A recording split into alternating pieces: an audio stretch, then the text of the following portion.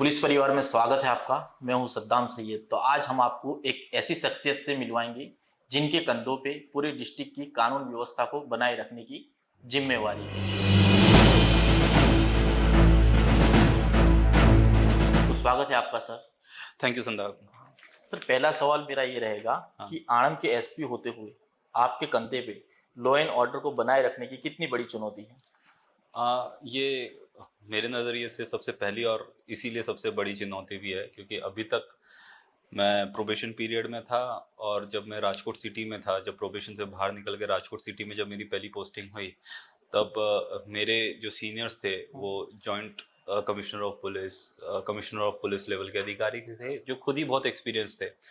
तो जब भी कुछ प्रॉब्लम आती थी, जब भी कोई चैलेंज आता था, तो उनका गाइडेंस हमेशा मिला है। यहाँ पे आने के बाद सारे निर्णय खुद लेने पड़े थे और गाइडेंस देने की बारी आ गई थी। और क्योंकि पहला डिस्ट्रिक्ट था, तो कहीं न कहीं शुरुआत में आपको कॉन्फिडेंस भी नहीं होता है कि आप कितना सही में सँभाल पाएँगे कि नहीं सँभाल पाए हैं। लेकिन अब 10 महीने हो गए हैं हम्म। और स्मूथली चला है, तो अब वो कॉन्फिडेंस आ गया है। आपने पहला पोस्टिंग आपका राजकोट में हुआ। बिल्कुल। राजकोट एक शहरी इलाका माना हाँ। जाता है जी। और आनंद एक रूरल ग्राम्य ग्रामीण इलाका माना जाता है। तो वहाँ के क्राइम में और यहाँ के क्राइम में क्या अंतर है सर? सिटी का एक अलग ही होता है पैटर्न। आप देखा जाए तो वैसे कमिश्नरेट विस्तार होता है, सिटी एक, वहाँ पे क्राइम की फ्रीक्वेंसी ज़्यादा होती है, क्राइम के टाइप्स ज़्यादा होते हैं। लेकिन अगर आनंद और राजकोट के बीच में एक फंडामेंटल डिफरेंस की बात की जाए, तो मेरे हिसाब से वहाँ के वहाँ पे बॉडी ऑफेंसेस हो गए, जो मारकूट होती है वो ज़्यादा होती है। उसके अलावा जो व्हाइट कॉलर क्राइम होता है उसमें भी फोर्स का एक एलिमेंट ज़्यादा होगा कि फोर्सफुली लोग जा किसी की प्रॉपर्टी पे जाके कब्जा कर लिया या वैसा होगा। आनंद में अगर प्रॉपर्टी पे कोई कब्जा कर रहा है तो वो थोड़ा अलग ढंग से करेगा, वो पावर ऑफ अटर्नी बनाएगा और हम्म। अपने नाम करवा लेगा कोई चीज़। या जो आप मार्कशीट का जो है, यहाँ पे लोग काफ़ी एस्पिरेशनल हैं, वो बाहर जाना चाहते हैं, एनआरआई, जो एनआरआई वाला एस्पिरेशन होता है। तो अगर आप फेक पासपोर्ट हो गया, फेक मार्कशीट हो गया, उसका भी एक काफ़ी प्रचलन है। तो मेरे हिसाब से व्हाइट कॉलर क्राइम्स जो हैं, वो आनंद में थोड़े से ज़्यादा सोफिस्टिकेटेड है कंपेयर टू राजकोट। हम्म। आनंद में जिस प्रकार से आपराधिक प्रवृत्तियां हो रही है उस पे नकेल कसने के लिए आनंद पुलिस किस प्रकार से काम करती है? आपराधिक जो प्रवृत्तियां हैं, मेरे हमने जो मेरा नजरिया है उसको देखने का कि सबसे ज्यादा क्राइम्स किस चीज के होते हैं। चलिए, प्रोहिबिशन जुगाड़ तो है। प्रोहिबिशन जुगाड़ पे आप देख सकते हैं कि मतलब आनंद ने पिछले इस साल में हमने बहुत ज्यादा गाड़ियां पकड़ी। इनफैक्ट ऑन एन एवरेज हमें, मेरा जो कैलकुलेशन होता है कि हमने पर केस कितनी दारू पकड़ी है। दूसरा होता है कि भाई मोबाइल चोरी। तो मोबाइल चोरी में हमने बहुत ही सिस्टमैटिकली डेटाबेस, हमने साइंस और टेक का बहुत ज़्यादा अच्छा यूज़ किया है। हमने डेटाबेस बनाया कि कितने फ़ोन्स हमारे लास्ट 4 साल में गए हैं और उनका हम सिस्टमैटिकली कितने, जितने भी फ़ोन हमारे रिकवर नहीं होते हैं, उसका हर महीने हम लोग एक फ़ॉलो-अप लेते हैं।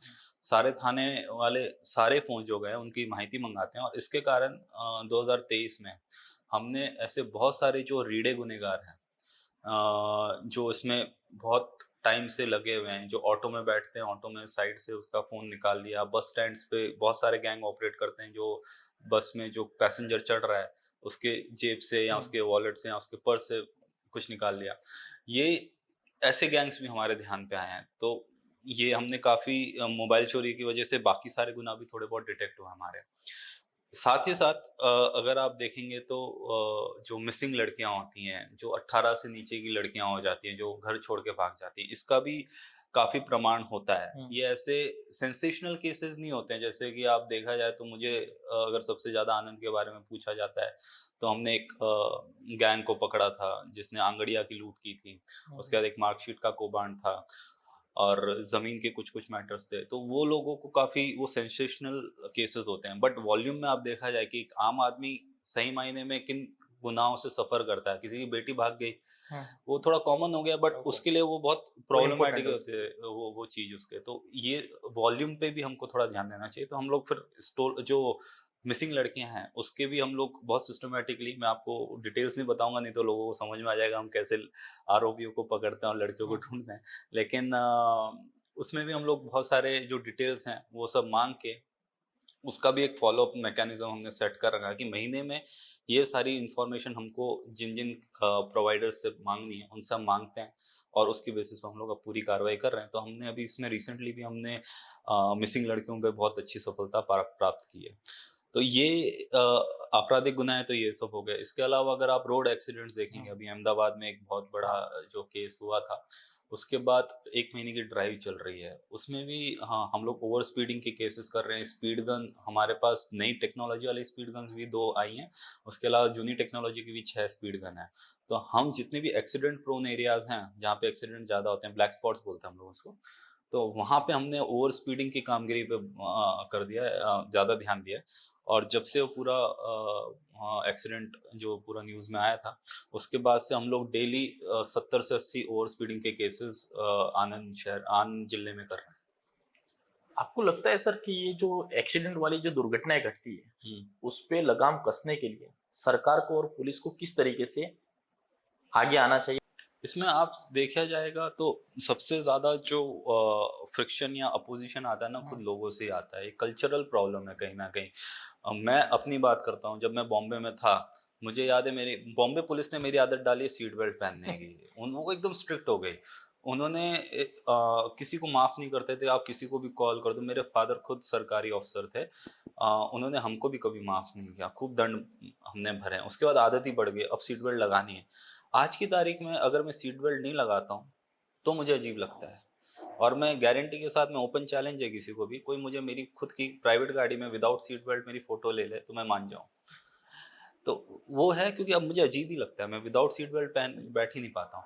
तो इसमें जितना पॉलिटिकल विल हो कि नहीं आप बिंदास केस करिए, पुलिस के एडमिनिस्ट्रेटिव विल हो कि नहीं हमें केस करना है, और लोगों का सपोर्ट हो कि नहीं केस होता है तो पुलिस हैरान करने के लिए नहीं कर रही है, हमारी भलाई के लिए कर रही है। खुद की ये सेफ्टी के तीनों लिए। चीज़ों का जब संगम हो जाएगा, तब आप कल्चर में एक डिफरेंस देखेंगे। और कि भाई हेलमेट पहनने की एक आदत हो गई, सीट बेल्ट पहनने की आदत हो गई, रॉन्ग साइड नहीं, थोड़ा-सा 1 मिनट एक्स्ट्रा घूम के आ जाओगे उसमें कोई प्रॉब्लम नहीं है।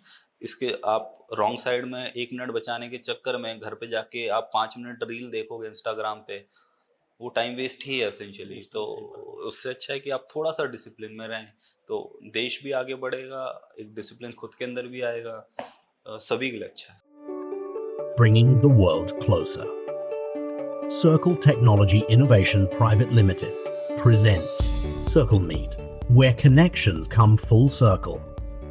Step into the future of virtual meetings because your conversations deserve nothing but the best. Robust features that await you. Create meeting. Join meeting. Schedule meeting. Share screen. End-to-end encryption. Live streaming to YouTube. Private. Group chat. Questions polls. Record meetings. Whiteboard. Blur background. Disable participants' camera. Mute all participants. Lock. Protected rooms. Meeting history. Encrypted by default. High quality audio and video. And many more features.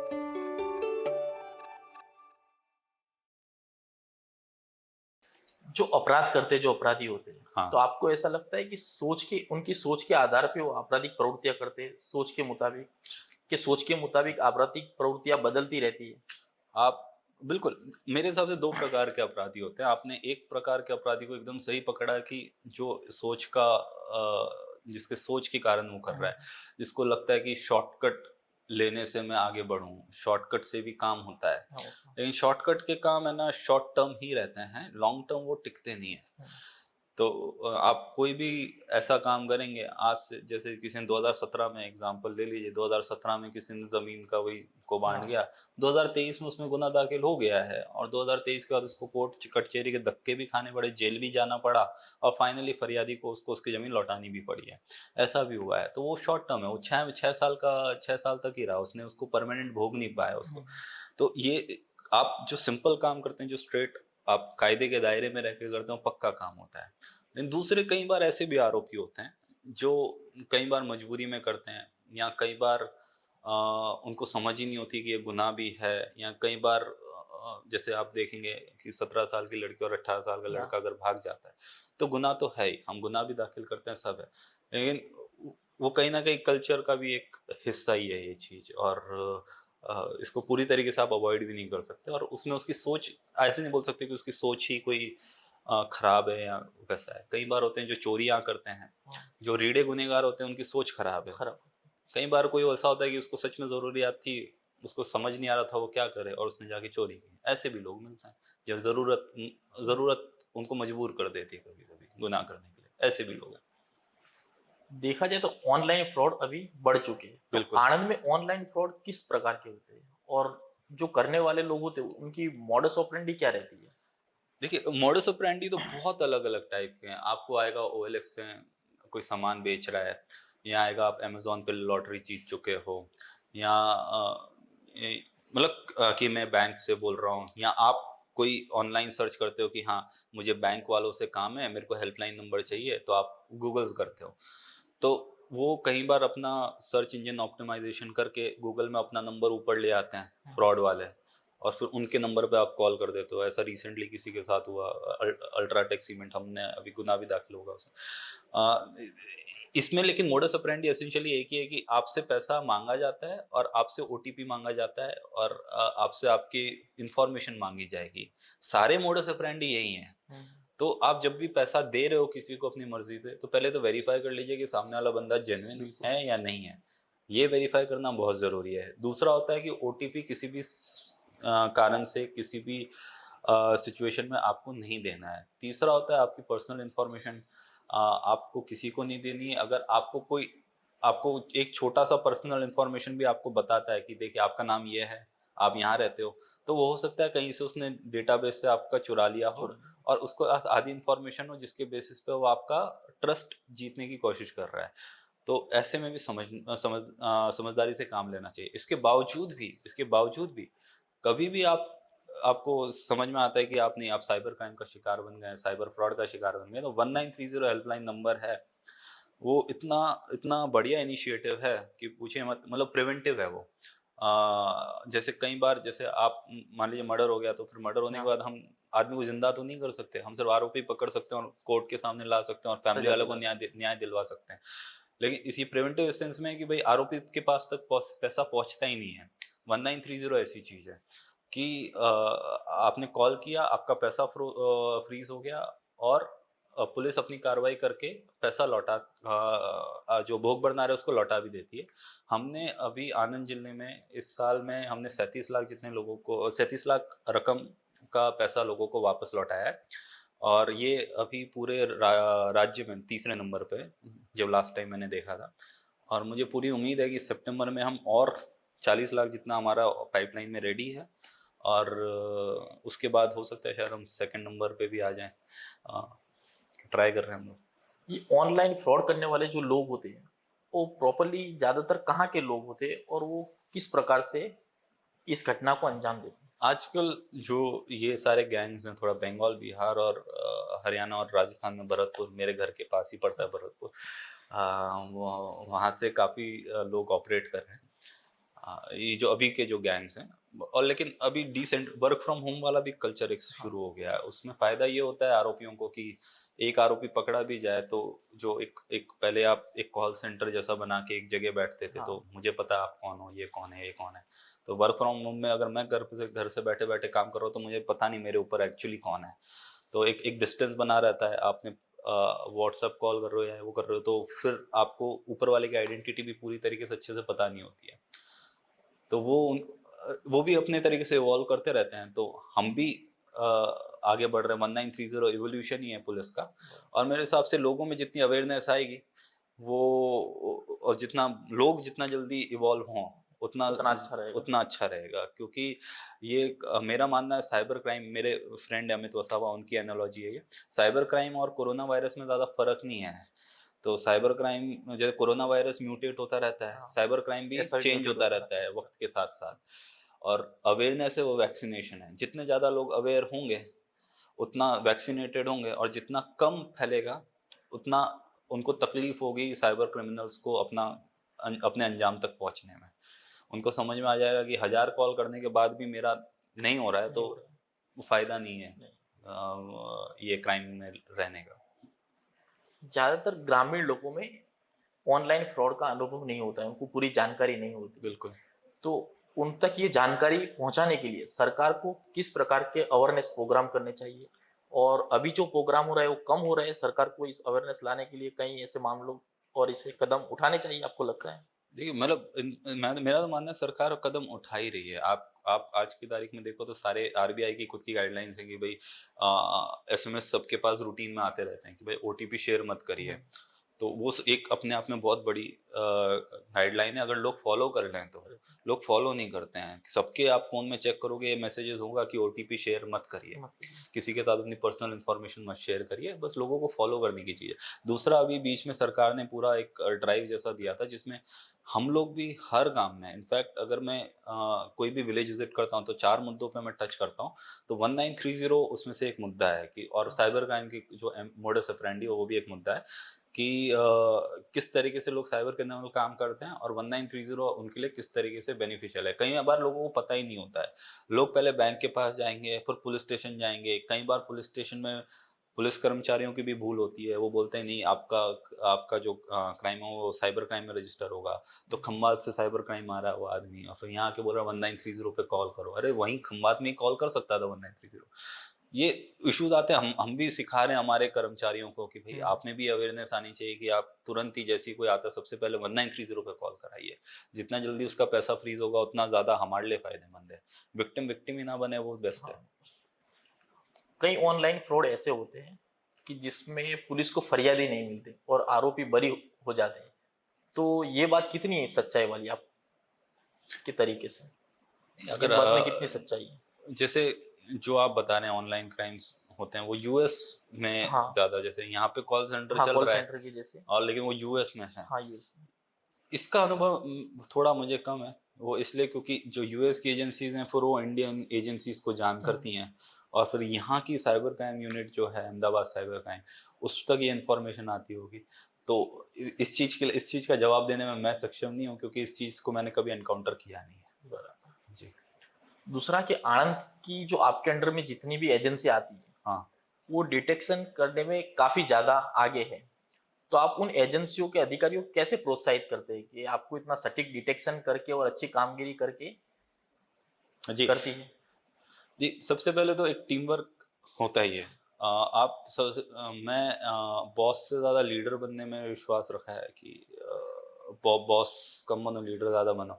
दूसरी बात ये है कि मैं 2016 batch का IPS officer हूँ और 2017 तक तो ट्रेनिंग चली थी। तो 2017 के बाद फील्ड पे आया और मुझे 4 से 5 साल तो लग ही गए खुद क्राइम पे एक पकड़ बनाने के लिए कि हाँ, क्राइम डिटेक्शन किया कैसे जाता है, कि अलग-अलग क्राइम है। अब जो मेरे अधिकारी हैं वो इस फील्ड में आप देखा जाए तो एटलीस्ट 12-15 साल से तो हैं। हाँ। तो वो मुझे सिखाते हैं कभी-कभी तो कि सर इस तरीके से होता है, इस तरीके से करना चाहिए, ये होता है। और जब मुझे लगता है कि नहीं, ये तरीका भी बेटर है, तो मैं उनको बोलता हूँ नहीं आप ये तरीका भी ट्राई करो। और जब मुझे पता है कि नहीं मेरा एक्सपीरियंस कम है या मेरा कॉन्फिडेंस इस चीज़ में ज़्यादा नहीं है, तो मैं उनको बोलता हूँ नहीं आप अपने तरीके से करो, रिजल्ट तो चाहिए। तो रिजल्ट ओरिएंटेड काम है। मेरे यहाँ पे पोस्टिंग्स भी हम जहाँ तक हो सकता है रिजल्ट ओरिएंटेड ही पूरी पोस्टिंग्स करते हैं कि जो अच्छा काम कर रहा है उसको अच्छा। तो उनमें एक अपने आप में उत्साह भी रहता है कि नहीं कोई पार्शियलिटी नहीं है, कोई दूसरा कोई फैक्टर नहीं है, परफॉर्मेंस फैक्टर है। तो परफॉर्मेंस फैक्टर को आप जितना ज़्यादा प्रोत्साहित करेंगे उतना ज़्यादा वो परफॉर्मेंस पे ही फोकस रखेंगे। और अभी मेरे जिले में फॉर्चुनेटली अधिकारी परफॉर्मेंस पे काफ़ी अच्छा फोकस कर रहे अच्छा, हैं। जी। अच्छी कामगिरी है आनंद को। जी। दूसरा कि यहाँ मैं आया तो यहाँ कई लोगों ने बोला कि एसपी साहब सरप्राइज ज्यादा देते हैं, हम्म। कभी भी कहीं पर भी किसी में भी आ जाते हैं।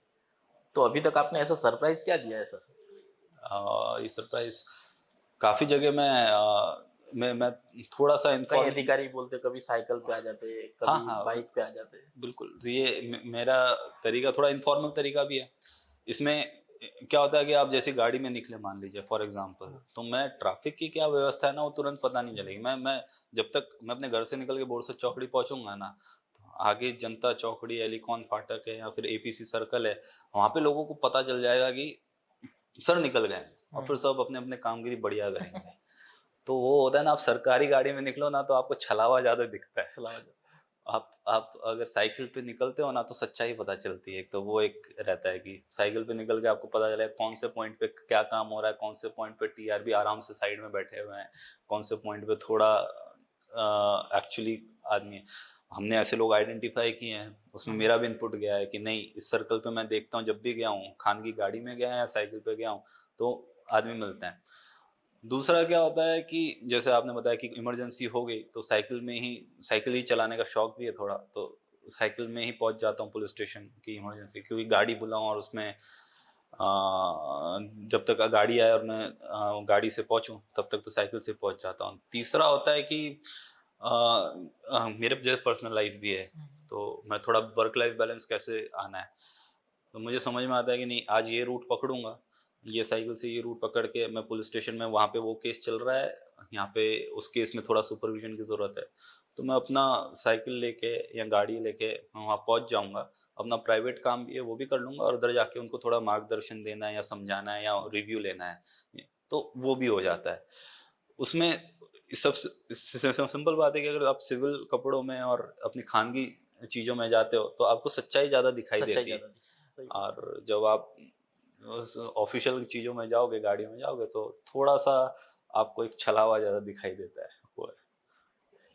इस तरह से कहीं आपके पुलिस कर्मचारी भी अटेंशन रहते होंगे ना, हाँ, उनको कि पता कभी है भी कि साहब आ जाएंगे। साहब आ सकते हैं, साहब हाँ, एटलीस्ट ट्रैफिक में कइयों को पता है कि साहब यहाँ से तो निकलते हैं, उनका हाँ, रूट है, वो कब निकलते हैं पता नहीं। पता नहीं।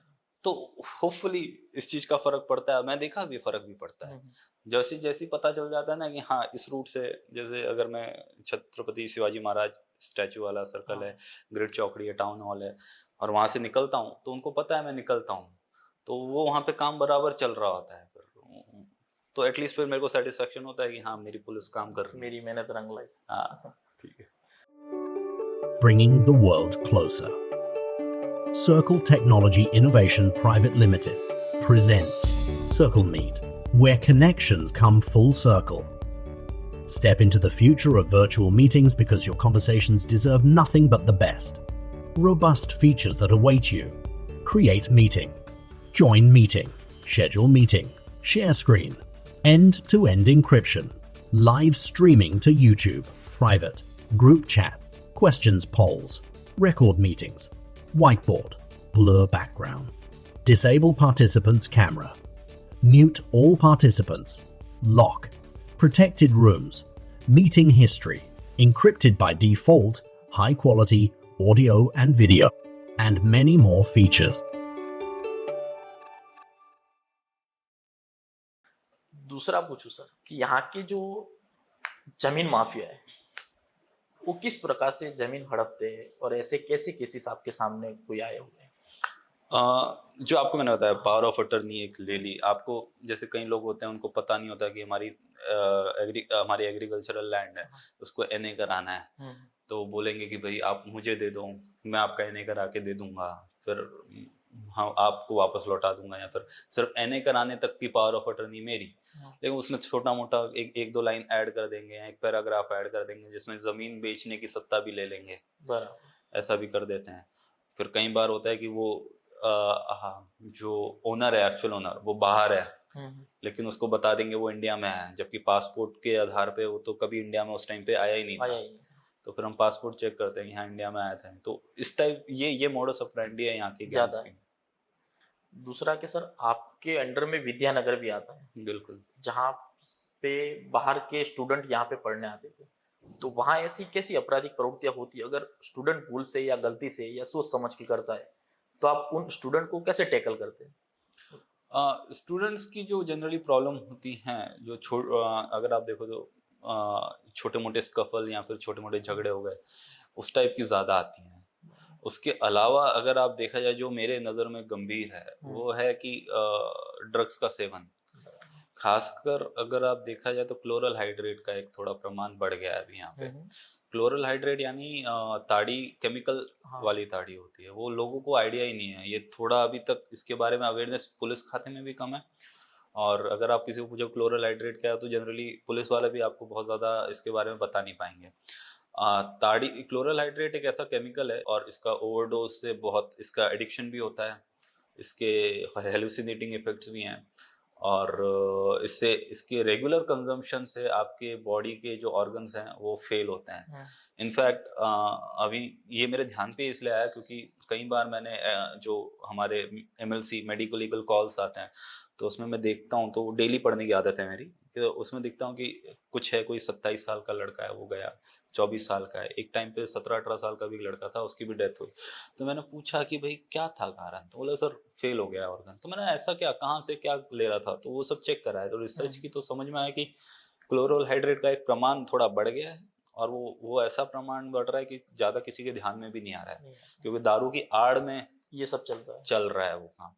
तो हमने इस साल में, लास्ट ईयर हमने 23 केसेस तो किए थे, इस साल अभी तक छठे महीने, सॉरी 7वें महीने के एंड तक ही 23 केसेस कर दिए हमने, और हम सब में गंभीर से गंभीर कलम लगा रहे हैं। 308 आईपीसी जो पहले सिर्फ 2022 से शुरू हुआ है, जी। जहाँ तक मेरे को आइडिया कि 308 का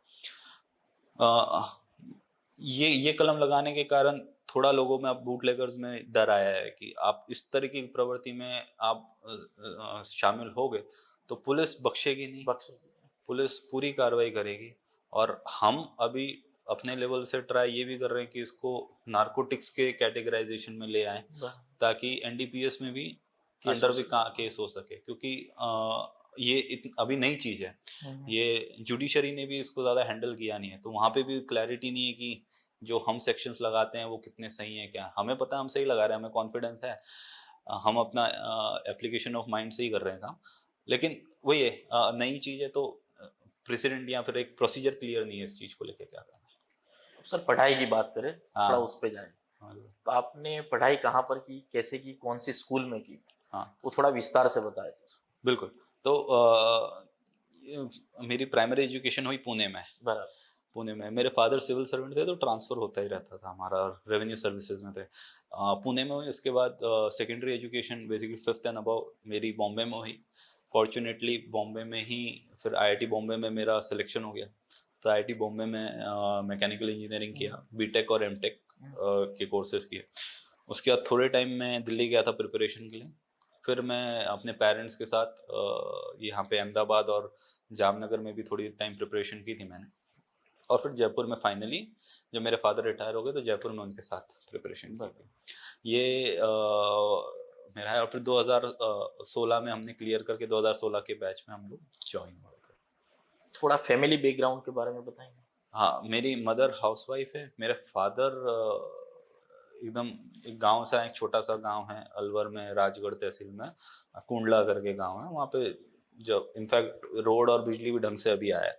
तो मेरे फादर बहुत ही हम्बल बैकग्राउंड से आए हैं, और उन्होंने फिर अपने मेहनत से अपनी पढ़ाई करके उन्होंने इंजीनियरिंग की, और इंजीनियरिंग के बाद उन्होंने यूपीएससी क्लियर करके रेवेन्यू सर्विसेज में आए, और फिर उन्होंने हमारी परवरिश पे पूरा ध्यान दिया। मेरी मदर भी ग्रेजुएट हैं, एमए उन्होंने किया हुआ है, और उन्होंने भी हमारी पढ़ाई में एक बहुत बड़ा योगदान मदर का ज़्यादा था। गाइडेंस पापा की थी, इम्प्लीमेंटेशन मदर का था। और ये हो गया मेरे फादर और मदर का। मेरा ब्रदर है, वो आईएम अहमदाबाद से उसने अपना मैनेजमेंट किया, आईआईटी कानपुर से इलेक्ट्रिकल इंजीनियरिंग किया है, और आज की तारीख में अपना स्टार्टअप कर रहा है। अहमदाबाद में? नहीं, देहरादून में, उत्तराखंड में, उसका होम स्टेज का बिजनेस है। आईपीएस बनने का सफर कैसा रहा, किन किन चुनौतियों का सामना करना पड़ा? बहुत सारी। सबसे पहले तो मेरे साथ जो प्रॉब्लम होती थी, प्री क्लियर हो जाता था, मेंस क्लियर होता था, फिर इंटरव्यू देते थे, इंटरव्यू में रह जाते थे, और इंटरव्यू के तुरंत बाद प्रीलिम्स आता था, तो रोने का भी टाइम नहीं मिलता, मैं सच बता रहा हूँ, वो रहता था एक तो। और दूसरा, ये सबसे पहला चैलेंज ये था। दूसरा होता है कि आपके फ्रेंड्स थे, वो 2011 बैच से पास आउट हुआ है, तो 2012-13 तक तो ठीक है, हमको लगता था ठीक है हम भी पहुंच जाएंगे, लेकिन फिर 14-15 में लगने लगा यार वो बहुत आगे पहुंच गए, और हम वहीं के वहीं हैं। एक ऐसा लगता है कि आप एक जगह अटक गए हो, और वो चीज़ आपको कहीं ना कहीं थोड़ा सा परेशान करने लगती है मेंटली, वो भी एक चीज़ चैलेंजिंग होती है। फिर दूसरा होता है, कभी कभी रिलेटिव्स भी बोलते हैं कि रहने दो, क्या कर रहा है, नहीं हो पाएगा, किसी के ताने भी आ जाते होंगे तो कोई बड़ी बात नहीं है। ये एक दूसरा चैलेंज होता है, तो मम्मी पापा पेरेंट्स को लगता है कि कहीं टाइम वेस्ट तो नहीं कर रहे हैं, क्या है। और दूसरा ये होता है कि आप कहीं ना कहीं सोसाइटी से भी थोड़े अलग हो जाते हो।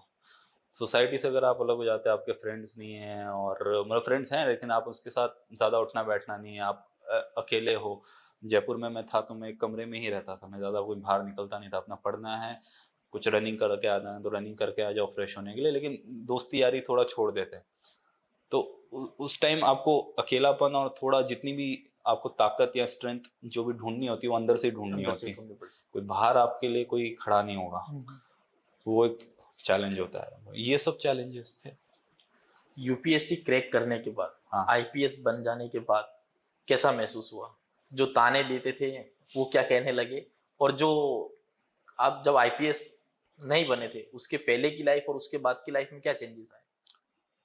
एकदम से बहुत चेंजेस हो गया कि सबसे पहले आईपीएस बनने के बाद जो फीलिंग थी इमीडिएटली, मतलब एक काफ़ी फ्रैंक कन्फेशन है मेरा, कैमरे पे शायद पहली बार ही कर रहा हूँ कि फर्स्ट चॉइस अगर आप देखा जाए तो काफ़ी सारे कैंडिडेट्स की इनफैक्ट आईपीएस में भी आईएएस ही होती है, और कहीं ना कहीं मेरा उस टाइम पे था भी कि आईपीएस बनना है, सॉरी आईएएस बनना है, और फर्स्ट चॉइस वही थी। तो लगा कि यार चलो आईएएस नहीं बने तो आईपीएस का रिजल्ट आते ही एक तो ये था कि यार आईएएस के लिए फिर से तैयारी करूँ कि नहीं करूँ, या खत्म हो गया।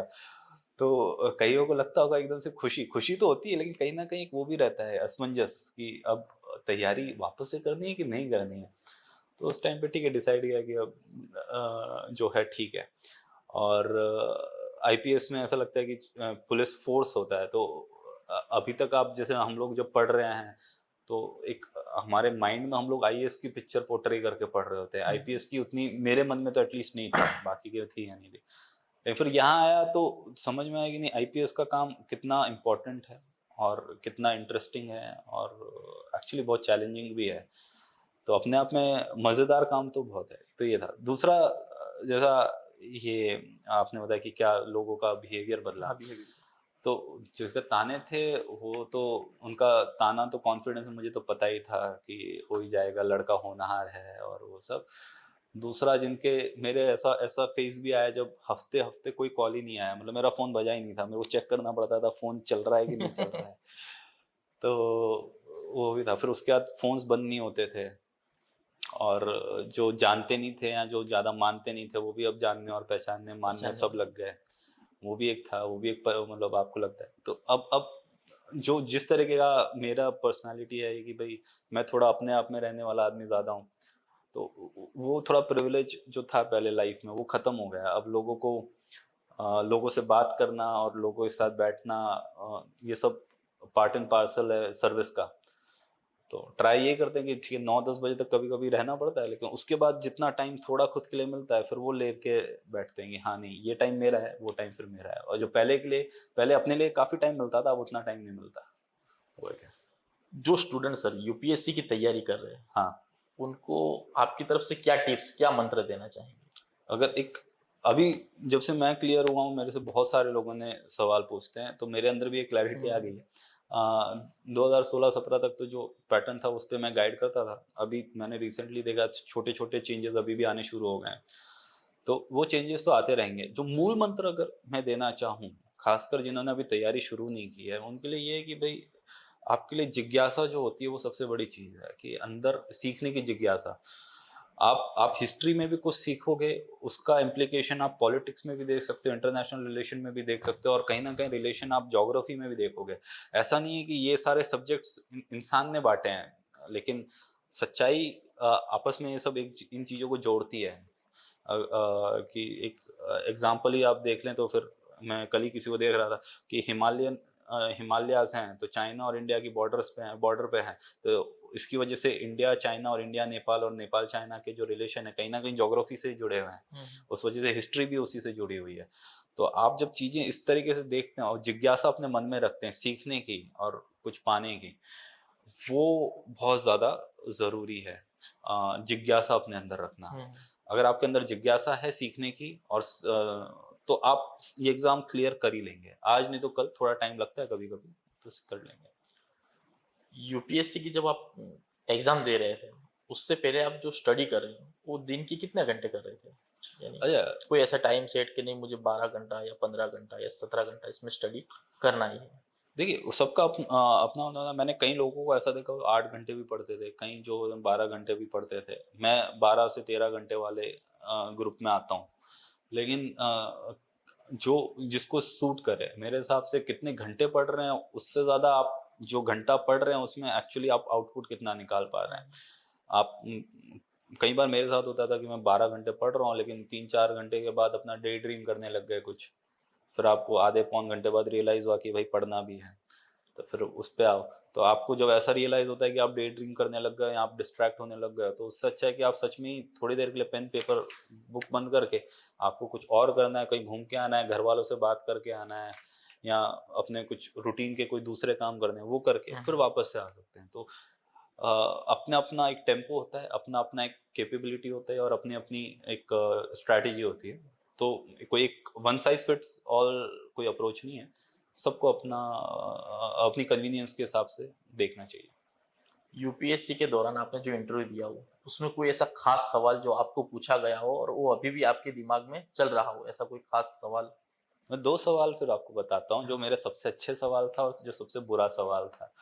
सब बुरा सवाल पहले बताऊँगा, क्योंकि लोगों को उससे सीखने हाँ, काफ़ी सीखने मिलेगा। मिलेगा। मुझसे एक आईएफएस ऑफिसर थे जो बोर्ड में, उन्होंने मुझसे पूछा कि अ, चाइना बहुत सारे जो प्रोजेक्ट्स है इंटरनेशनल, अगर जैसे हबन-टोटा पोर्ट है श्रीलंका में, उस टाइप के पोर्ट्स पे चाइनीज़ इन्वेस्टमेंट करके पहले इंडिया आने वाला था, फिर चाइना आ गया। तो आपको क्या लगता है क्या कारण है? और मैंने बोल दिया कि ब्यूरोक्रेसी थोड़ा स्लो काम कर रही है, डिसीजन नहीं ले रही है। तो उस टाइम उनको काफ़ी, वो खुद फॉरेन सर्विसेज के ऑफिसर थे, तो उनको ऑफेंडेड फील हुआ कि आपको क्या पता ब्यूरोक्रेसी कैसे काम करती है, ब्यूरोक्रेसी की क्या लिमिटेशंस हैं। तो उस चीज़ को उन्होंने ऑफेंस लेके, मतलब उनको पसंद नहीं आया वो जवाब, और वो गलत भी था जवाब, क्योंकि वो सही बात है कि मुझे पता नहीं है। वो टिपिकल एक टेंडेंसी होती है ब्यूरोक्रेसी को ब्लेम करना, कुछ भी बोलना आसान होता है, बट उसको समझना, ब्यूरोक्रेसी को समझना मुश्किल है। मुश्किल होता है। तो इतना इजीली ब्लेम नहीं करना चाहिए ब्यूरोक्रेसी को, गवर्नमेंट को, और किसी को भी। दूसरा जो मेरा अच्छा सवाल था, वो था मेरी स्ट्रेंथ पे, मेरी जेन्युइन हॉबीज थी। तो हॉबीज मैंने अपनी वही लिखी थी जो जेन्युइनली थी। तो थोड़ा एस्ट्रोफिजिक्स में इंटरेस्ट था, तो मुझसे थोड़ा उन्होंने स्पेस टाइम के बारे में पूछा। तो जब कि स्पेस टाइम का फैब्रिक क्या होता है और ग्रेविटेशनल वेव्स क्या होती हैं, और मैं यहाँ खड़ा हूँ तो अर्थ के साथ मेरी ग्रेविटेशनल वेव्स हैं या नहीं है। तो वो बहुत टेक्निकल सवाल था। और वो उन्होंने मुझसे पूछा, तो आई वाज शॉक्ड कि इतने अच्छे और इतने अच्छे लेवल के सवाल भी पूछे जा सकते हैं। तो पूछे जा अगर आपके हॉबीज आपने जो लिखे हैं, और आपके पैनल में कोई ऐसा आ गया जो आपकी हॉबीज के साथ उसकी भी हॉबी हो वो, तो आपको बहुत अच्छे सवाल पूछ सकता है। तो जो जेन्युइन हॉबीज हैं वही लिखनी चाहिए, क्योंकि फिर वो उसने मुझे बहुत बेनिफिट किया, और वो ऐसा? इंटरव्यू में ही अच्छे मार्क्स आए थे। मेंस में उतने अच्छे मार्क्स नहीं थे जितने इंटरव्यू में थे। हुँ। तो इंटरव्यू की वजह से ही मैं क्लियर किया था। हॉबीज़ पे से अच्छा हुआ आपने याद दिलाया। आपकी हॉबीज़ क्या है सर? आपको किसमें रुचि है? थोड़ा टेक्नोलॉजी और साइंस में इंटरेस्ट काफ़ी है। अब वही, अब धीरे-धीरे आप जब पढ़ते जाते हो, धीरे-धीरे सीखते जाते हो, तो लाइन्स जो ये अब एस्ट्रोफिज़िक्स में और कंप्यूटर साइंस में भी आप देखो, तो मैं मतलब पैरेलल्स ड्रॉ कर सकते हैं, तो वो तो एक है ही। तो साइंस पढ़ने-लिखने का थोड़ा शौक अभी भी जारी है। उसके अलावा फ़िटनेस में थोड़ा, हमारे आईपीएस की ट्रेनिंग बहुत अच्छी होती है हुँ, हुँ। और बहुत ही कठिन भी होती है। लेकिन वो आपको सिखा देती है कि फ़िटनेस बहुत ज़रूरी है। ज़रूरी जब है। एक बार आदत पड़ जाती है तो फिर आप ट्राई करते हो कि वो मेंटेन रहे। मेंटेन। तो अभी भी वो ट्राई चालू है। और थोड़ा, अभी एक बेबी आ गया है, तो बेबी के चक्कर में थोड़ी बहुत हॉबीज़ मैंने अभी सैक्रिफाइस कर रखी है। तो अभी उसके साथ टाइम स्पेंड करना हॉबी है। तो जितना थोड़ा बहुत टाइम मिलता है इन सब के बाद, तो वो सब भी उसके साथ स्पेंड करते हैं। खाकी की खूबसूरती क्या है? खाकी पहनने के बाद आपको उसमें बेहतरीन खूबसूरती आपके मुताबिक आपको क्या लगी? हाँ, ये बहुत अच्छा सवाल है। पहली बार किसी ने पूछा। खाकी, अगर आप देखें ना, तो कहीं न कहीं ऐसा लगता है जैसे, मेरा मानना है, मिट्टी का कलर है। हाँ, और खाकी जो होता है ना, वो ज़मीन से बहुत जुड़ी होती है। क्योंकि जो समाज की जितनी भी बुराइयाँ हो गई या अच्छाइयाँ हो हाँ, गई ना, वो एक अलग कलर देखने मिलता है खाकी को। हुँ, वो शायद किसी को देखने नहीं देखने मिलेगा, को आईएएस को भी नहीं मिला। मिलता आईएएस ये को नहीं चीज़। मिला। कहीं न कहीं मैं मानता हूँ ये चीज़, शायद कि आईएएस को भी वो नहीं मिलेगा जो आईपीएस को देखने मिलता है। और उसकी वजह से आँखें खुल जाती हैं कि जो मैं जब पढ़ाई कर रहा था, हुँ, तो मुझे लगता है कि दुनिया ऐसी है, दुनिया ऐसी, जो एक वर्ल्ड व्यू होता है आपका, वो मेरा पूरा बदल गया। और जब नौकरी में आए तो और ज़्यादा बदला, और जब ग्रामीण इलाकों में किया तो बिल्कुल ही बदल गया। तो फिर मुझे समझ में आ रहा है कि नहीं, जो मैं पहले सोचता था वो एक बहुत छोटा हिस्सा था। शायद दुनिया का 10 से 20% की सच्चाई है वो। लेकिन जो 80% थी, वो इतना सब कुछ यूपीएससी का पढ़ने के बावजूद भी मैं अज्ञान था। तो यहाँ पे आने के बाद आईपीएस ने इंसान के बारे में और समाज की सच्चाइयों के बारे में बहुत अवगत कराया है। तो मेरे हिसाब से वो ज़मीन से ज थोड़ा एक कलर है ना, वो शायद जुड़ा हुआ है। जुड़ा हुआ है, मुझे ऐसा महसूस होता है। आम लोग होते हैं हाँ। और एक पुलिस, इन दोनों के बीच में एक दूरी रहती है। तो उस दूरी को कम करने के पुलिस को क्या करना चाहिए आपके मुताबिक, और आप इस दूरी को कम करने के लिए आप क्या सोच रहे हैं? दूरी एक शायद इसलिए भी रहती है कि पुलिस को हमेशा एक उसमें देखा जाता है कि पुलिस लोगों को रोकती है, ट्रैफिक में है तो रोका, कोई क्राइम किया तो उसके बाद पकड़ लिया। हम्म, तो कहीं न कहीं हम लिबर्टी जो एक लिबर्टी होती है, उसपे कहीं न कहीं वो अंकुश जैसा लगाते हैं। लेकिन वो रीज़नेबल है। अगर आप राइट्स देखो तो राइट्स पे भी एक लिमिटेशन तो है, एक रीज़नेबल रिस्ट्रिक्शंस बोला जाता है कि राइट्स पे आपके रीज़नेबल रिस्ट्रिक्शंस हैं। आपको इन पूरे देश में कहीं पे भी घूमने की आज़ादी है। लेकिन आप सड़क पे सो जाओ, तो फिर पुलिस का ही काम है कि भई आके साइड में हो जाओ। सही। तो ये रीज़नेबल रिस्ट्रिक्शन कह लीजिए एक एग्ज़ाम्पल के तौर पे। तो जो जब पुलिस ये ऐसा काम करती है तो समाज में थोड़ा-सा रहता है कि नहीं पुलिस रोकती है, तो टकोर करने वाला ना जो टोकता है वो हाँ। आपको पसंद नहीं आता। तो सबसे पहले तो ये लोगों को समझने की भी ज़रूरत है कि भाई पुलिस क्यों है, टोकती है किस तो लिए? क्यों टोकती है, क्या कारण है? दूसरा है कि पुलिस के बिहेवियर में भी जो एक ग्राउंड लेवल के स्टाफ है, उसके बिहेवियर में जितना इम्प्रूवमेंट है, जितना लोगों को जितना पेशेंटली सुन पाए, पेशेंस रखना आसान काम नहीं है, नहीं, खासकर सही। हमारे नौकरी में। लेकिन जितना ज़्यादा रख पाएँ उतना ज़्यादा अच्छा है। जितना ज़्यादा लोगों को हम लोग ट्राई करते हैं कि अर्ज़दार को खुद सुनें, सेंसिटिवली होके सुनें। अभी सरकार ने भी एक अभिगम तो शुरू ही किया है कि हफ्ते में 2 दिन रखने हैं कि अर्ज़दारों को आपको सुनना है। तो हम लोग ने वो भी शुरू कर दिया है अभी अर्ज़दारों को सुनने का। जितना आराम से हम उनको सुने, जितना शांति से सुने, जितना और थोड़ा पीपल ओरिएंटेड होना चाहिए, क्राइम ओरिएंटेड से ज़्यादा पीपल ओरिएंटेड। जैसे एक एग्ज़ाम्पल ही लिए, कहीं मेरे को लगता है कई जिलों में अभी तक जो साइबर क्राइम में जो पैसा फ्रीज़ हो रखा है, वो लौटाने की कामगिरी शुरू नहीं हुई है हम्म, शायद।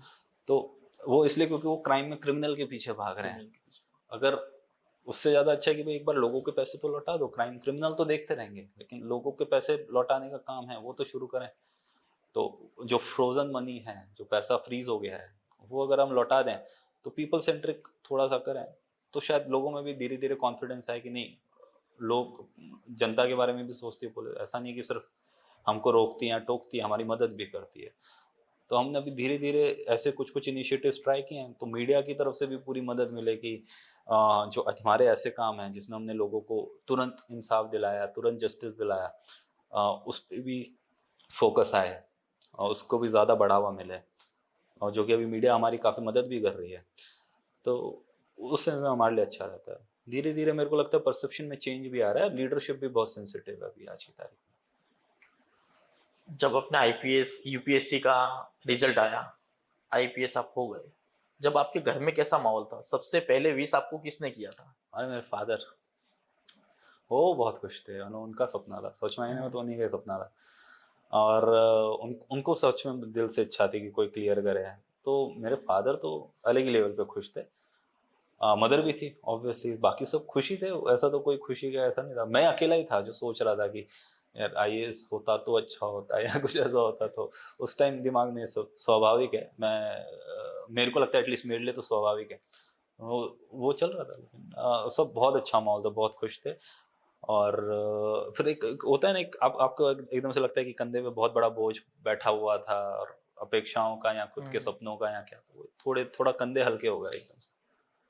तो आईएएस बनने का ख्वाब था, तो उसके लिए बाद में आपने कोई ट्राई नहीं की सर? एक ट्राई किया, लेकिन ऐसा नहीं था कि ठीक है, एक एक अटेम्प्ट और दिया था, बट आईपीएस से सेटिस्फाइड है, और अब ऐसा लगता भी नहीं। इनफैक्ट अब कोई आके पूछता है तो उसको मैं आईपीएस के भी जो फायदे मुझे पहले नहीं पता थे, यहाँ जो नौकरी में जो एक चार्म है, यूनिफॉर्म का चार्म सबको दिखता है, लेकिन यूनिफॉर्म का लोगों को दिखता है कि नहीं रुतबा होता है, ये होता है, लेकिन रुतबा के साथ एक रिस्पॉन्सिबिलिटी भी होती है। ये जो तारे सितारे जो भी हैं, ये बहुत भारी हैं। बहुत भारी, सही। एक कंधे आपको आपको बहुत जिम्मेवारी भी बहुत बड़ी होती जिम्मेदारी भरी है, और आप पे आप सिविल कपड़ों में आप जिस तरीके का बिहेवियर रख सकते हो, आप यूनिफॉर्म में नहीं रख है, नहीं सकते। कर सकते।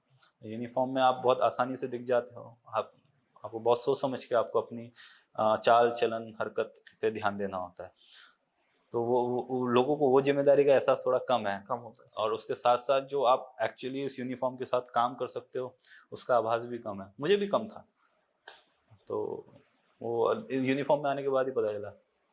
आपका फ्रेंड सर्कल होगा, दोस्त यार होंगे, हम्म आईपीएस पहले की लाइफ और अब, तो ऐसा किसी दोस्त ने बोला कि आईपीएस बनने के बाद आप तो बदल ही गए हो?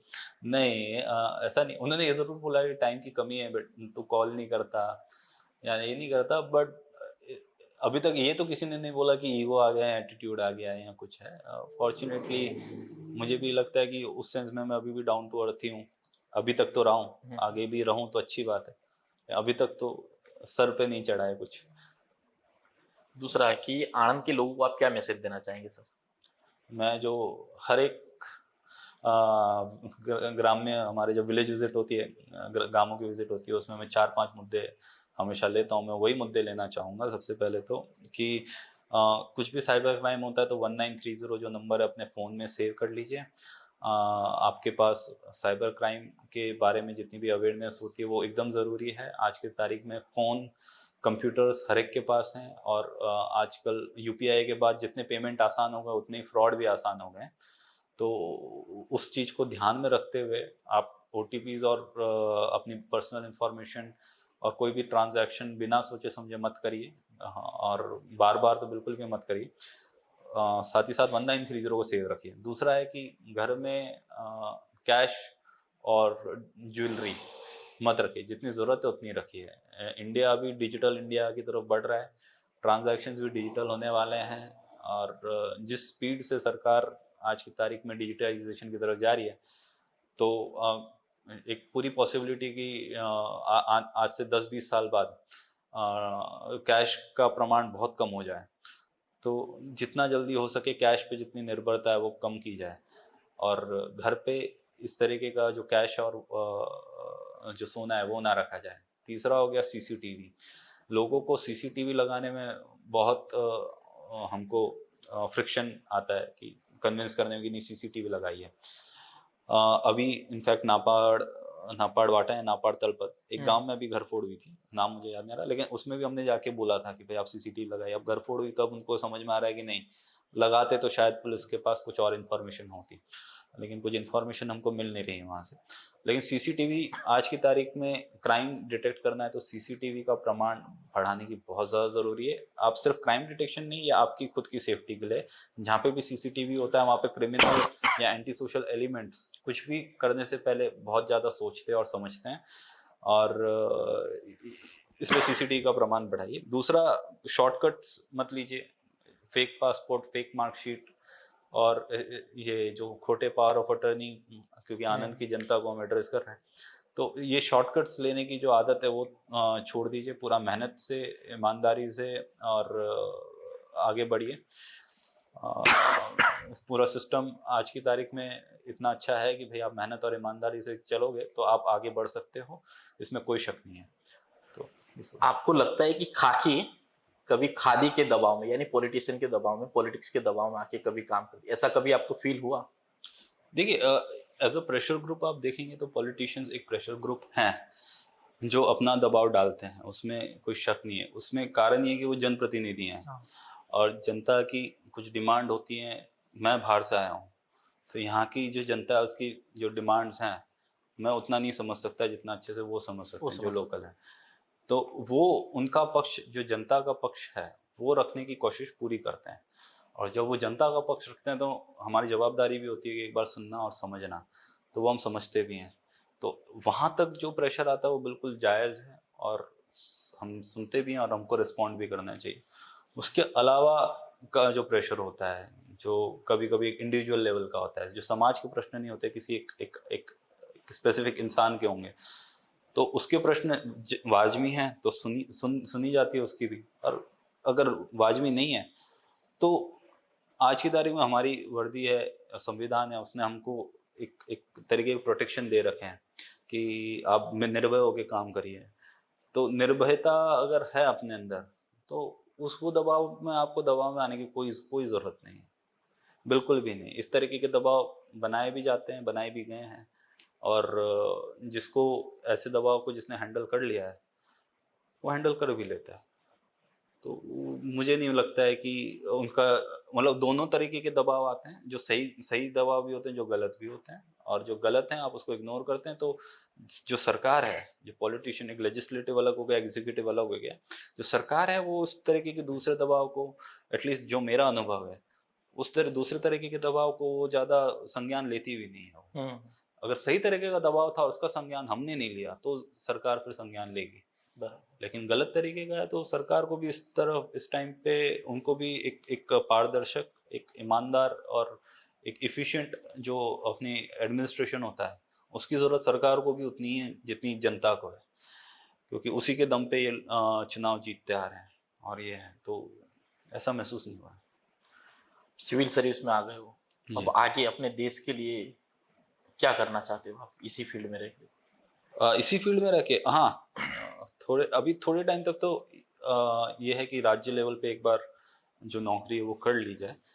आज से 6-7 साल बाद मैं चाहूँगा कि केंद्र लेवल पे जाके कुछ और काम किया जाए, जो सर अभी हमारा जो भी हम मान लीजिए कोई सजेशन भी देते हैं हमारे आईजी सर को, डीजी सर को, मिनिस्टर्स को, होम एचएम सर को, इन सबको देते हैं तो वो राज्य लेवल तक तो आ जाता है। आ जाता है। तो कुछ कुछ ऐसे चीजें हुए हैं जो जिसमें मेरा भी इनपुट रहा है, जो मैं देखता हूँ कि नहीं यार ये हमारा इनपुट था और राज्य कक्षा पे ये काम चल रहा है, लेकिन फिर ऐसा ही इनपुट अब केंद्र लेवल पे देने का मन है मेरा कि कुछ ऐसा काम किया जाए जो जिसका इम्पैक्ट बहुत अच्छा हो, बहुत ज़्यादा हो और केंद्र लेवल पे हो। अभी तक इतना क्योंकि 6-7 साल बाद की बात है, तब तक तो चीज़ें भी बहुत बदल जाती है, लेकिन ये मतलब एक अब सपना जो है ना वो ये है, अब जो सपना है आईपीएस बनने के बाद ये सपना पूरा हो गया, छोटे मोटे और सपने तो वो भी पूरे कर लिए, अब जो सपना वो ये है कि केंद्र लेवल पे ऐसा काम करके जाओ, भले ही किसी को पता हो कि नहीं हो कि मैंने किया कि नहीं किया, लेकिन ऐसा काम हो जो एक एक देश के मतलब देश में पूरी जगह उस चीज का इम्प्लीमेंटेशन हो या असर दिखे, तो वो एक सपना है। खाकी को आमतौर पे सख्त मिजाजी माना जाता है, जब आप घर पे जाते हो तो यही मिजाज रहता है कि पारिवारिक? नहीं, मैं तो उल्टा बोलूंगा, मैं अपने नौकरी में भी इतना सख्त मिजाज नहीं हूँ, मतलब क्योंकि मेरे को इतना सख्त मिजाज होने की जरूरत नहीं है। जो फील्ड पे होते हैं उनको थोड़ा सख्ती से रहना पड़ता है, इन द सेंस कि आपको अगर किसी को कुछ बोलना है, अगर आपके सामने उसने बदतमीजी से बात की तो सीधी सी बात कांस्टेबल को सख्त रवैया अपनाना ही पड़ता है। हाँ, मेरी तो पोजीशन के हिसाब से जो भी आता है उसको पता ही होता है कि सख्ती से काम होगा नहीं, कोई मतलब नहीं है, या सबऑर्डिनेट्स हैं वो भी इतना सख्त मतलब वो भी पूरा जो होते हैं ऑर्डर्स हो गए उनका पूरा बराबर पालन करते हैं, तो ऐसा एसपी को इतना सख्त होने की जरूरत महसूस मेरे को हुई नहीं है अभी तक। तो मेरे सबऑर्डिनेट्स भी काफी डिसिप्लिन्ड रहे हैं और जो अर्जदार भी आते हैं आराम से बात करते हैं, तो घर पे भी उसका कभी असर आया नहीं है और आया फॉर्चुनेटली आएगा भी नहीं, तो अभी तक तो वो सख्त मिजाजी घर पे तो बिल्कुल नहीं है। तो ये पुलिस की नौकरी में से आपको परिवार के लिए टाइम निकल जाता है या कहीं पे भी? कम निकलता है, बाकियों की नौकरियों का मुझे पता नहीं क्योंकि मैंने किया नहीं, लेकिन हाँ मैं जैसे जैसे टाइम बढ़ते जा रहा है नौकरी में वैसे वैसे टाइम कम होते जा रहा है, और बच्ची जब से हुई है तब से उसका ज़्यादा फील हुआ है ये चीज़ कि यार टाइम कम हो रहा है, लेकिन फिर थोड़ा सा हम लोग भी वर्क लाइफ बैलेंस एक आना ही पड़ता है, तो वो लाइफ वाला पार्ट है उसको बैलेंस करने के लिए जब ऐसा लगता है कि नहीं बहुत काम हो गया आज के लिए, उसको साइड में रखो क्योंकि काम बंद नहीं होता फिर, तो आप फिर एक टाइम के आप डिसाइड कर लेते हो यार 8:30 के बाद मैं सिर्फ ज़रूरी काम ही लूँगा, बिन ज़रूरी काम नहीं लूँगा, ज़रूरी से अर्जेंट काम लूँगा जो वो है। तो अर्जेंट काम 8:30 के बाद तो अर्जेंट काम का ही टाइम होता है, उसके बाद फिर 9:30 तक अर्जेंट काम का ही टाइम है, उसके बाद फिर अपना रूटीन काम शुरू हो जाता है। कभी बच्ची ने शिकायत की कि पापा आप कभी लेट आते हो? नहीं अभी वो 1 साल की है, अभी तो खैर शिकायत करने का टाइम उसको मिला नहीं, लेकिन हाँ कभी कभी जब ऑफिस के लिए निकलता हूँ तो फिर वाइफ मैसेज करती है, रो रही है अभी तक कि हाँ मतलब जब चले जाता हूँ तो उसको ऐसा है कि नहीं पापा क्यों गए, वो एक रहता है। जी हाँ, तो ये थे हमारे साथ आनंद डिस्ट्रिक्ट के एसपी प्रवीण कुमार मीणा साहब। हम आगे इसी तरह किसी और शख्सियत से आपको मिलवाएंगे, तो अभी मुझे दीजिए इजाजत।